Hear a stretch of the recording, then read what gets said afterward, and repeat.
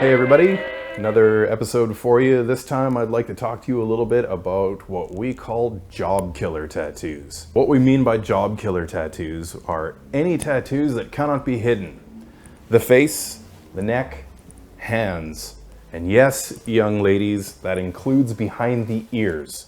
Just because you think that your hair can hide it doesn't mean it actually can. So, job killers and why they're a bad idea. They're not inherently a bad idea, they're just an idea that requires a lot more thought than I think that people these days are really willing to put into it. The big thing with job killers is that they're exactly that, they're job killers. They can severely limit your potential career options throughout your life. And this is the thing, most of the people that are interested in getting these kinds of tattoos are younger. They do have an awful lot of branches in the tree of their life ahead of them. So we always try to caution as much as possible. Think about how these things may impact the way your entire life is going to fold out in front of you. Think about a job application that you have and how it may collapse because your potential employer still looks down his nose at tattoos. Think about the fact that right now you live in an urban center that doesn't care too much about tattoos, but as soon as you get away from an urban center, those opinions start to change.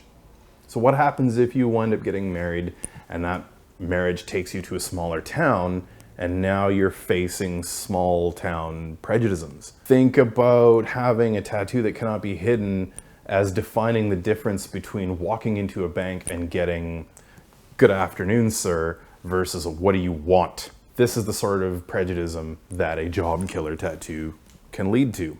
Now, what happens if you are brown or black or yellow or red or any race that isn't white? Now, this fucking sucks that I have to say this, but it is a reality of the world that we live in, that racial prejudice is alive and well. We're getting an awful lot of people who aren't white coming in, and they're all wanting their hands done. And I have to tell them straight out, you already are experiencing prejudice. You're already experiencing racism because white people suck. Now, how much worse is it going to be when you have a tattoo that cannot be hidden? Try to imagine how bad it is already going through airport security, and now you've got a tattoo on your face. You think that random selection is going to pass you by? And again, it sucks that this is the world we live in, but it is the world we live in, and you must think about these things and the kind of impact it can have on you. Job killers should always come last. If you want to get your neck tattooed or your face tattooed or your hands tattooed, great. But maybe, just maybe, you should think about doing it after you are fully sleeved. Your bodysuit is getting to be almost completed. Your chest is done, your legs are done, you're running out of room. Then start thinking about getting your hands and neck done. Because by that point, you have already committed yourself to a lifetime of being marked as an outsider. You know what it's like. You know the score, and at this point, you don't fucking care, so go for it. Get your hands and face and neck done. But if you don't have very many tattoos at all, the damage that that kind of a tattoo can do to your overall life can be pretty significant.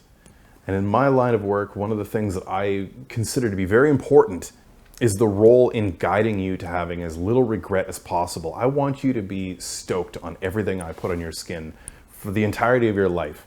And it would really tear me apart inside knowing that I did a tattoo on you that 7, 8, 9 years from now meant you either couldn't get a job, couldn't get a house, couldn't leave the country or go somewhere, or were treated in any way poorly. So again, I implore you, please, if you're thinking about a tattoo like this, just put it on the back burner until you are ready, fully ready, by being covered in work to move on to something like that. Of course, having said all of this, odds are I'll probably still do these kinds of tattoos if you ask me to, because in the long run, I'm not your fucking babysitter, and if you want to make a stupid life decision, well, who am I to stop it?